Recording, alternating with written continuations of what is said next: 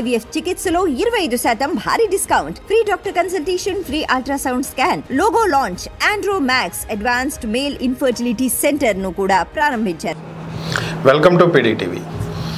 ప్రస్తుతం ఏర్పడినటువంటి ఏపీలో ఉన్న కూటమి ప్రభుత్వం గత ప్రభుత్వం తీసుకొచ్చినటువంటి ల్యాండ్ టైటిలింగ్ యాక్ట్ని రద్దు చేస్తూ అసెంబ్లీలో నిర్ణయం తీసుకుంది, బిల్ పాస్ చేసింది, బాగానే ఉంది. అయితే అసలు ఈ ల్యాండ్ టైటిలింగ్ యాక్ట్ ఎందుకు వచ్చింది, ఎందుకు తీసుకొచ్చారు, దీనివల్ల ఉన్న నష్టాలు ఏంటి, బీజేపీ పాలిత రాష్ట్రాలే దీన్ని అమలు చేయకపోయినా ఏపీ ఎందుకు అమలు చేయాల్సి వచ్చింది, ఈ కారణాలేంటి, ఈ అంశాల మీదే మనతో విశ్లేషించడానికి ప్రముఖ హైకోర్టు న్యాయవాది మట్టా చంద్రశేఖర్ గారు మనతో ఉన్నారు. ఆయనతో మాట్లాడదాం. నమస్తే చంద్రశేఖర్ గారు. నమస్తే, చెప్పండి సార్. ఈ ల్యాండ్ టైటిలింగ్ యాక్ట్ వల్ల కలిగేటువంటి నష్టాలు ఏంటి అంటే ఒక్కొక్కళ్ళు ఒక్కొక్క రకంగా చెప్తున్నటువంటి పరిస్థితి. అసలు ఈ టైటిలింగ్ యాక్ట్ ఎందుకు తీసుకురావాల్సి వచ్చింది, ఇది అసలు ప్రజలకు మేలు కలిగించేదా నష్టం చేసేదా? ఈ సందీప్ గారు, ఈ నీతి ఆయోగ్ మీద చాలా వీడియోస్ నేను చూశాను. ఒక్కొక్కరు ఒక్కొక్క విధంగా చెప్తున్నారు. బై అండ్ లార్జ్ నీతి ఆయోగ్ ఒక చట్టం చేసింది, అంటే ఒక స్కెల్టన్ యాక్ట్ అంటారు దాన్ని, అది చేసింది. ఈ విధంగా ఈ యాక్ట్ని ఏ రాష్ట్రాలైనా ఇంప్లిమెంట్ చేసుకోవచ్చు. ఒక డ్రాఫ్టింగ్ యాక్ట్ అనుకో, ఒక విధంగా ఒక యాక్ట్ని డ్రాఫ్ట్ చేసి వదిలేసింది. ఓకే, ఆ యాక్ట్ని మీరు ఏ రాష్ట్రాలైనా చేసుకోవచ్చు అన్నటువంటిది అని బయటకు చెప్తున్నారు. ఇక్కడ ప్రధానమైనటువంటి కుట్ర ఉంది. ఇది నీతి ఆయోగ కాదు, అవినీతి ఆయోగాస్ in some extent, in some cases, not by and large. Okay, ఇక్కడ ఏమిటి కుట్ర అన్నటువంటిది చేస్తే, కాంగ్రెస్ గవర్నమెంట్లో సంపూర్ణమైనటువంటి మంచి ఒక ల్యాండ్ ఎక్విజిషన్ యాక్ట్ని తీసుకొచ్చారు.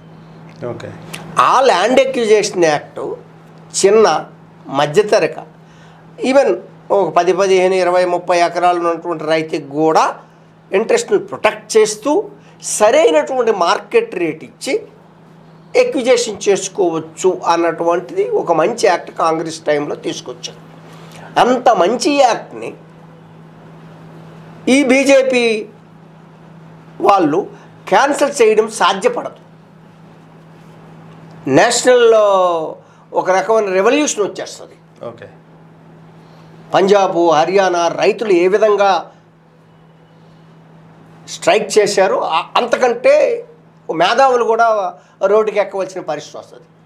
దీన్ని దృక్పథం పెట్టుకొని మనకు ఒక సామెత ఉంది, ఒక గీత ఉంది, ఎగ్జిస్టింగ్ గీత. ఆ గీతను చెరపకుండా ఏం చేయాలంటే ఆ పక్కన ఒక పెద్ద గీతకి ఇస్తే ఇది మసపారిపోతుంది. ఓకే, ఆ దృక్పథం పెట్టుకొని నీతి ఆయోగ్ చేస్తున్నటువంటి ఒక కుట్రలో భాగమే అని నేను సంపూర్ణంగా విశ్వసిస్తున్నాను. దానికి రీజన్స్ ఏంటి అని అంటే రకరకాల రీజన్స్ చెప్తారు. Okay, mirror technology correct, I accept it. British కాలం నాటి సర్వే సైంటిఫిక్ కాదు. వరల్డ్ యాక్సెప్టెన్సీ ఏంటంటే మిర్రర్ టెక్నాలజీ.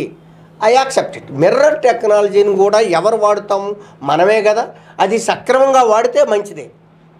ఈ మిర్రర్ టెక్నాలజీ యాక్ట్కి దీనికి లింక్ పెట్టడంలోనే అసలు ఫ్రాడ్ ఉంది. Okay, land titling act. అయితే ఈ ల్యాండ్ టైటిలింగ్ యాక్ట్ ఆంధ్రప్రదేశ్లో ఎందుకు వచ్చింది? బీజేపీ పాలిత రాష్ట్రాల్లో ఎందుకు పెట్టలేదు అన్నటువంటిది ఇతను బటన్ నొక్కడం తప్పించి ఏ కాంప్లికేటెడ్ ఇష్యూలో కానీ ఒక సీనియర్స్ ఒపీనియన్ తీసుకుందాము, దీని మీద సమగ్రమైనటువంటి చర్చిద్దాము అనే ఒపీనియన్ లేదు. ఎవరో ఐఏఎస్ ఆఫీసర్ రాత్రి 3 గంటలకో 4 గంటలకో రాకపోతే ఎర్లీ మార్నింగో చెవిలో చెప్తాడు, అతనికి మైండ్లో ఎక్కుతుంది, ఎస్ యాక్ట్ పాస్ చేయండి అంటాడు. ఓకే, ఒక రకమైనటువంటి అవిజ్ఞానంతో సంపూర్ణమైనటువంటి అవగాహన లేనటువంటి చర్యగా భావించవలసిన అవసరం ఉంది. ఒక్క జగన్మోహన్ రెడ్డినే తప్పు చేయాలా? ఇక్కడ తెలుగుదేశం వాళ్ళు రాళ్ళుకి 600 కోట్లు, ఇంకా దీనికి ఒక 14 కోట్లు ఏదో అని చెప్తున్నారు. అసలు చెప్పలేదు అతను. వాళ్ళు ఏంటంటే డ్రోన్స్ కొన్నారు. ఓకే. డ్రోన్స్కి ఎక్కడ కుట్ర జరిగింది, ఎక్కడ స్కామ్ జరిగింది అనే విషయం మరి తెలుగుదేశం వారికి తెలుసు అనుకుంటున్నాం. ఆ విషయాన్ని వాళ్ళు ఎక్కడ చెప్పలేదు. అది ఒక విషయం. ఇకపోతే సరే ఫ్రాడు యాక్ట్ వచ్చింది, ఓకే. అయినప్పటికి కూడా ఈ యాక్ట్ కోర్టులో నిలబడదు 100%. ఓకే. ఎంత ప్రతి యూట్యూబ్లో సెక్షన్ 5 చెప్తారు, సెక్షన్ 16 చెప్తారు. అంటే కోర్టులకు అధికారం లేదు, హైకోర్టుకు వెళ్ళాలి కదా, చిన్న సన్నకారు రైతు హైకోర్టుకు వెళ్ళగలడా, ఇదే చెప్తారు. ఎవరు చేసిన రికార్డులు అన్నటువంటిది రెవెన్యూ అధికారులేగా తయారు చేయాలా? పాతకాలంలో రెవెన్యూ అధికారులే, ఇప్పుడు రెవెన్యూ అధికారులు కదా. ఒక కుట్రపూరితమైనటువంటి ఆలోచనని ప్రజల ముందు పెడుతున్నారు. అది కాదు, అది కుట్ర అయినప్పటికి కూడా అసలైన కుట్ర ఏంటంటే section 48 notwithstanding clause ఉంది. Okay. Notwithstanding clause, అందులో TP act, transfer property act, registration act కూడా అప్లై కాదు. ఓకే. ఆ ఒక్క యాక్ట్ ఎప్పుడో కొట్టేసేవాళ్ళు సుప్రీం. అయితే fortunately that act was nullified by the assembly itself. ఇతడు అది ఒక విషయం. అది ఇంత దుర్మార్గమైనటువంటి యాక్ట్ని తీసుకొచ్చేటప్పుడు తెలుగుదేశం ప్రభుత్వం, చంద్రబాబు నాయుడు గారు హామీ ఇచ్చారు. అది ఒక కారణం. ప్రధాన కారణం మన ఆంధ్రప్రదేశ్లో శ్రీకాకుళం, విజయనగరం ప్రజలకు అవగాహన లేదు, కానీ వాళ్ళకు కూడా అవగాహన లేదు, కానీ ఒక రకమైన భయం అయితే క్రియేట్ అయింది ఎక్కడ, రాయలసీమ ప్రాంతంలో. ఓకే. అది ఒక ఓడిపోవడానికి ప్రధాన కారణం కూడా అయింది. ఓకే. రాయలసీమ ప్రతి నాయకుడికి అది వాస్తవమే. ఇదేంటండి, ఒక ట్రిబ్యునల్ పెట్టదు. నేను సలహా చెప్పానండి వాళ్ళకి, సలహాలు ఎక్కువ. ఒక ట్రిబ్యునల్ పెట్టండి, ట్రిబ్యునల్ ఒక సర్టిఫికేట్ ఇస్తాడట ఒక రెవెన్యూ అధికారి, అది తప్పుడు అయినప్పటికీ appellant అవ్వాలట, that is a final అట. If you want to go you can touch the high court అంట. అంటే న్యాయ సూత్రాలు, సివిల్ ప్రొసీజర్ కోడ్ ఉంది, ఇండియన్ ఎవిడెన్స్ యాక్ట్ ఉంది. ఈ యాక్ట్లన్నీ బైపాస్ చేసి, రిజిస్ట్రేషన్ యాక్ట్ని బైపాస్ చేసి, ట్రాన్స్ఫర్ ప్రాపర్టీ బైపాస్ చేసి, ఈ యాక్ట్ని, ఈ ముసాయిదాని తయారు చేయడంలో కుట్ర నీతి ఆయోగ్కి లేదా అని మేధావులు ప్రశ్నిస్తున్నాను నేను. పక్కా ఉంది ఇందులో. పార్లమెంట్ యాక్ట్ చేయాలండి, రాష్ట్ర గవర్నమెంట్లు యాక్ట్ చేయాలా? నీతి ఆయోగ్ ఏంటండి? అసలు నీతి ఆయోగ్ పుట్టుకే ఇది ఒక doubted. We have our own doubt. ప్రణాళికలు ఉండేవి, పంచవర్ష ప్రణాళికలు ఉండేవి. దాన్ని సబ్స్టిట్యూట్ చేస్తూ ఇది తీసుకొచ్చారు మోడీ గారి గవర్నమెంట్లో. ఏం చేస్తుంది? బ్రహ్మాండంగా నెహ్రూ టైం నుంచి వచ్చినటువంటి మంచి ఫలితాలు ఇస్తున్నటువంటి ఒక వ్యవస్థని నిర్వీర్యం చేయడానికి ఈ నీతి ఆయోగ్ని తీసుకొచ్చారు. By and large I don't think so. నీతి ఆయోగ్ నిష్పక్షపాతంగా కాన్స్టిట్యూషనల్ ప్రకారంగా చేస్తుందని నాకు ఎక్కడా లేదు. నీతి ఆయోగ్ ప్రశ్నించింది, నీతి ఆయోగ్ ఒప్పుకుంది. ఏంటండి, as if it is an whole. అతనికి ఉన్నటువంటి ఎంప్లాయీస్ ఎంత, దాని పరిధి ఏంటి, ఇంత విశాలమైనటువంటి భారతదేశంలో, ఇంత డెన్సిటీ ఉన్నటువంటి పాపులేషన్లో నీతి ఆయోగ్ ప్రాముఖ్యత ఎంతవరకు చేయగలదు? I'm not questioning the root of the నీతి ఆయోగ్. ఒక యాక్ట్, అందుకే అంటారండి మేధావులు, ఒక యాక్ట్ చేయాలంటే ఒక వ్యక్తికి మేలు కోసము, ఒక వ్యక్తి కీడు చేయడానికి కోసం యాక్ట్ చేయకూడదు. Law is meant for maintain social order. ఒక సామాజికమైనటువంటి నిర్మాణం కోసం, ఒక సామాజిక బాధ్యత governments for betterment of the society కోసం చట్టాలు రావాలి. మనసులో ఒకటి పెట్టుకొని బయటకు ఒక చట్టం చెప్తే ఇట్లాగే ఉంటుంది. ఈ విషయాన్ని it's an absolutely failure of Jaganmohan Reddy గారు. ఓకే. సో అంటే దీనికి సంబంధించినటువంటి నిర్ణయాలు క్యాబినెట్లో చర్చించటం కానీ అసెంబ్లీలో చర్చించటం కానీ ఏం లేకుండా డైరెక్ట్గా డెసిషన్ తీసుకున్నారంటారు. అసెంబ్లీలో నామకావాస్తే చర్చించారు. అది ఇది డైరెక్ట్గా నేను పెడుతున్నాను. అది అసలు ఈ యాక్ట్ ఎందుకు పెట్టాలా? ఎందుకు బీజేపీ రాష్ట్ర పరిపాలన రాష్ట్రాలు ఎందుకు పెట్టలేదు, బీహార్ యూపీ ఎందుకు పెట్టలేదు అనే చర్చ, రాజకీయపరమైన చర్చ జరగాల. అసెంబ్లీలో నామకావాస్త చర్చ జరిగి అసెంబ్లీ పాస్ చేస్తే అది కరెక్ట్ కాదు కదా.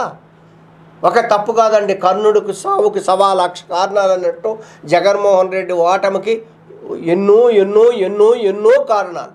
ఈరోజు చంద్రబాబు నాయుడు 4,000 పెన్షన్ ప్రజలు దక్కిస్తున్నాడు. ఇప్పటికొచ్చి ఇంట్లో కూర్చుంటున్నాడు తను. ఇక్కడ ప్రజల మంది రావట్లేదు.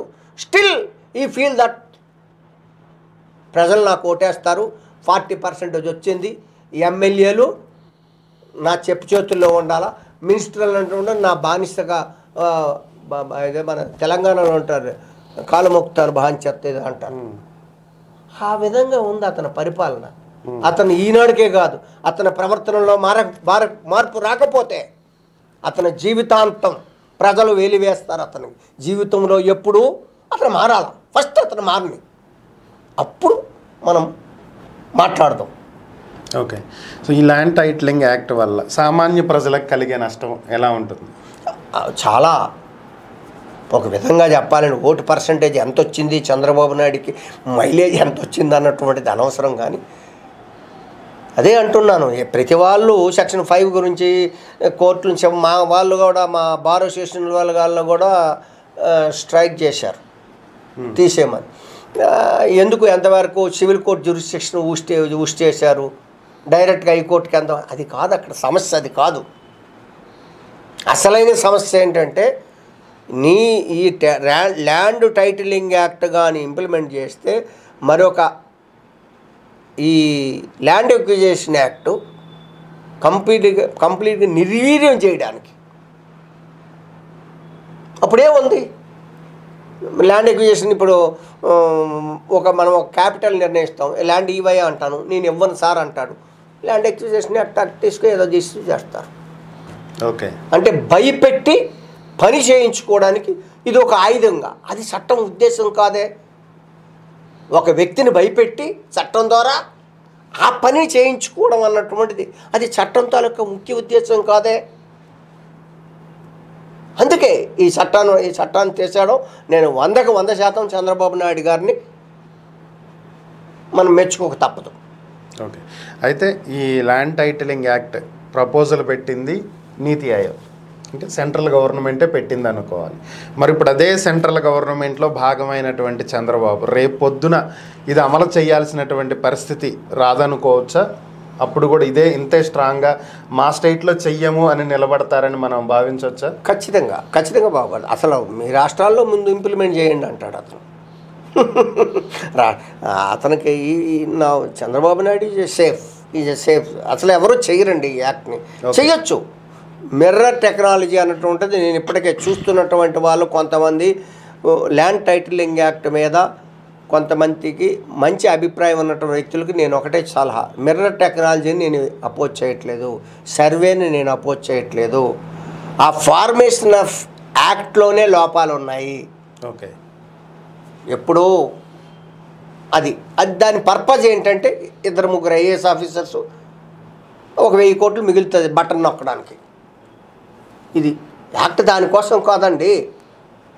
ఓకే, అంటే ప్రజలకు ఏదో ఉపయోగపడిద్దని కాదు, బటన్ నొక్కేదానికి డబ్బులు అందుతాయి కాబట్టి, ఇంకొక అప్పు తీసుకురావటం తగ్గిద్ది కాబట్టి అంతే. ఆ యాక్ట్ ఎవరైనా అంతే అనుకుంటారండి. ప్రేమాపేసి ఏమాత్రం నాలెడ్జ్ ఉన్నటువంటి యాక్ట్లో క్వశ్చన్ చేశారండి. మా హైకోర్టులో కూడా చాలామంది సీనియర్ అడ్వకేట్స్ కూడా క్వశ్చన్ చేశారు. అది చదివితే నాకే అనిపిస్తుంది, what is this state government doing all the things, దానికి క్లాసులు చెప్పడము, what is this, it's an absurd act. Okay, thank you Chandrashekhar గారు. ఈ అంశాల మీద మీ విశ్లేషణ అందించినందుకు ధన్యవాదాలు. నమస్కారం.